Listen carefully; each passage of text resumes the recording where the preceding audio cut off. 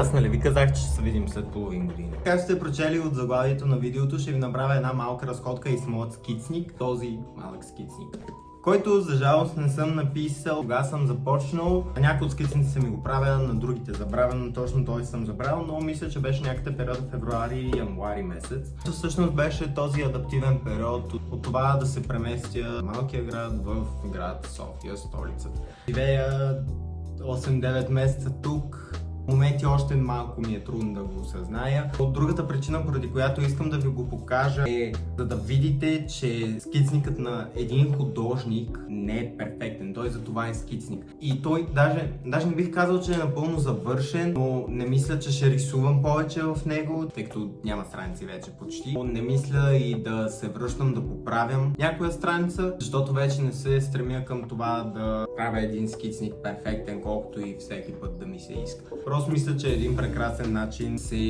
види как резонира главата ми, защото това е нещо, което най-много обичам да правя в свободното си време. А последните няколко месеца просто наистина ми е трудно с това да намеря време. Не, че го нямам, но емоционално просто съм изморен, тъй като имам чувството, че постоянно работя. Аз работя работа от 8 до 6 като бариста. Имам една седмица, в която работя 6 дена и много от случаите се самообвинявам, че на почивният ми ден не мога да седна да рисувам. Не, че не мога, имам времето даже след работа, но просто някои от дните съм твърде изморен да го направя, което е напълно окей. И се надявам да гледате това видео, да се препознаете, защото искам да ви кажа, че не сте сами. Всъщност има много артисти, които не работят това, което искат да работят и не работят нещо в креативната сфера, защото ако до сега сте били достатъчно заблудени да си мислите, че аз седя и си рисувам по цял ден, това е лъжа. Все пак трябва да си изкарвам парите по някакъв начин, докато бутам умения с изобразителното изкуство. Затова нека да разгледаме този малък бандит.Ното ще ви го показвам по този начин, тъй като статива ми е от Jumbo за 10 лева и е изпотрошен цели, не може да седи в позиция, в която ще може скицника да е на бюрото ми, което и то се разпада и да виждате като хората. Започваме с страница номер 1. Това е една чаша, която ми подари приятелката ми и цветето, едното в стаята ми, което е изкуствено. Всъщност първата страница, която нарисувах, ето тази. Това трябва да е еклер. Това съм аз. И това трябваше да е Ice Latte. В този ден бях почивка и реших да се погледа с едно кафе и да отида до Синдикат, защото бях чувал, че имат много хубави еклери, даже снимах видео за TikTok, а това бяха кактусите, които бяха там, които бяха най-очарованата част. Разбира се, аз няма как да нарисувам нещо реалистично, затова ги превърнах с тези малки личица. Това е една от страниците, които всъщност много харесвам. Това са едни кукичета, които бяхме купили от една жена от метрото. Това е храма на Словейко. Тук можете да видите, че съм опитал да замажа положението. Скиците, за които въобще не се старая и просто гледам да нарисувам нещо, защото трябва. Тази птица също нямам обяснение за нея, просто спомням, че бях навънка и си извадих телефона. Тази рисунка също много си я харесвам. От на Алфонс Муха, едните произведения, които аз съм интерпретирал по свой начин. Който не е разбрал, Алфонс Муха ми е любимият художник, от който вземам много инспирация. Малко пластична анатомия, за която аз постоянно говоря. Също ето този портрет на едно момиче от Instagram, на което всъщност му смених прическата малко и добавих тези лилии отзад, за която също отделих малко повече време, като си имаме на предвид, че аз почти никакво време не отделям на моите илюстрации, защото нямам търпението за тези неща. С тази илюстрация точно съм я рисувал на няколко пъти, по половин час, може би няколко дена. Пенчо Славейков, който рисувах на живо, което също се опитвам да вкарам в артистичната ми рутина. И това е всъщност да рисувам статуи и хора на живо, за да придобия някакво умение за дълбочина. Това са двата ми оригинални героя. Това е Езра и това е... Опа, глупости! Това е Езра, а това е Акира. Те са демони. Няма да ви задълбочавам с тях. Това е илюстрацията, която нарисува моя много добра приятелка и прекрасна художничка Кали. Тук ми пробиваха носа. Отново упражняване на портрети, може би по 10-15 на минутки. Тук също още един храм, който съм се опитвал да рисувам, тъй като в архитектура и пейзажи ме няма въобще. Още черепи. Това всъщност беше портрет, който въобще не ми харесваше, затова реших да добавя някакъв основен череп отгоре. Още несполучливи портрети. Това е незавършена рисунка на два рамена, които ядахме с приятелката ми на едно ново място. Това също е нарисувано от живот на Шейново. От тази илюстрация всъщност започнах да прибавям и мястото, на което съм рисувал, което също мисля, че е един много сладък детайл. Няма да коментирам. Това е кухнята в къщи. Тук наскоро се бяхме изнесли още с съквартиранта ми и реших да си упражнявам перспективата неуспешно. Това е мама и как я виждах през прозореца, докато беше на терасата. Бях си в Шумен за рождения ти ден. Това са скици на кучето ми, докато... Това е Бела.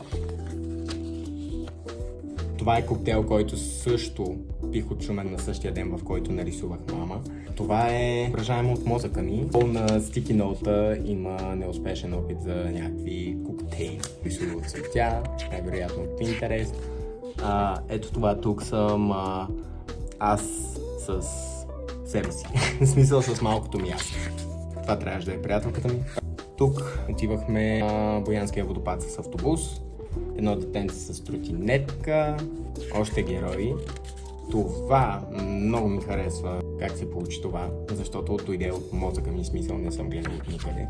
И аз в много от случаите много обичам да рисувам неща, с които да не се ангажирам, да мисля как всъщност ще изглеждат те.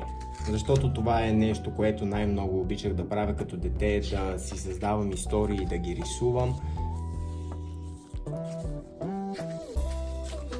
И се опитвам да преоткрия това мое качество, да не мисля за крайния резултат, а просто да седна, да подраскам и да се позабавлявам малко.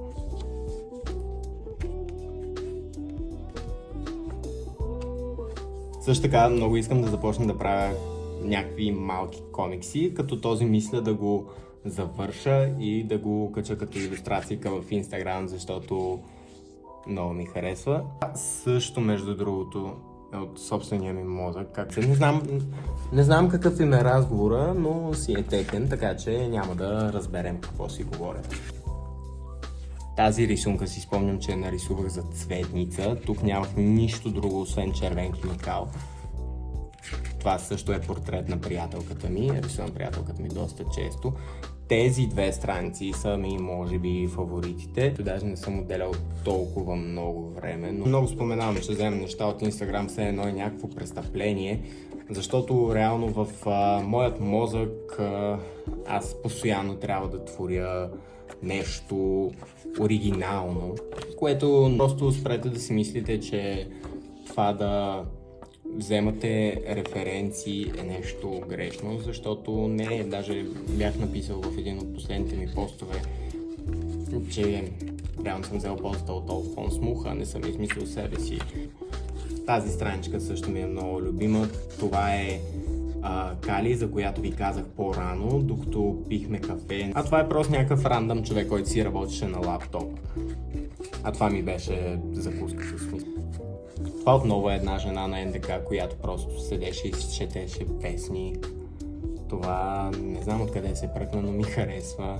И това отново са портрети на рандъм хора, които аз буквално лових, защото беше ми почивен ден и исках да изляза да рисувам хора и търсих хора, които могат да рисувам. Или пък на Славейков. Тази двойка беше много сладка. Ето, Иван Вазов. Това е Афродита, това е Мелиное, това са от Hades 2, една игра, по която много се заребих, обаче не играя често. Загриас, разбира се, от Hades 1. И тук отново са някакви low effort скици. Това спомням, че беше на трамвая и така не го довърших. Интересното на това да рисувате хора на живо е, че всъщност не знаете те кога ще станат и това е може би най-трудната част, трябва да се върнете после, за да довършите нещо, да добавите от себе си.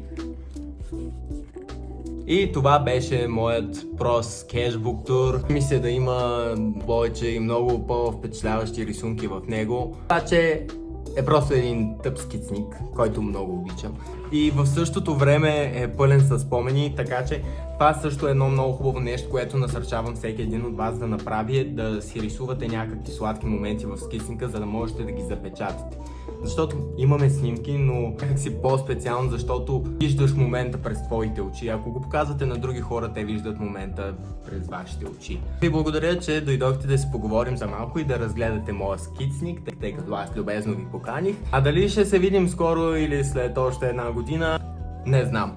Така че отивайте, творете, се забавлявайте, защото живота не е толкова гаден. Айде, чао!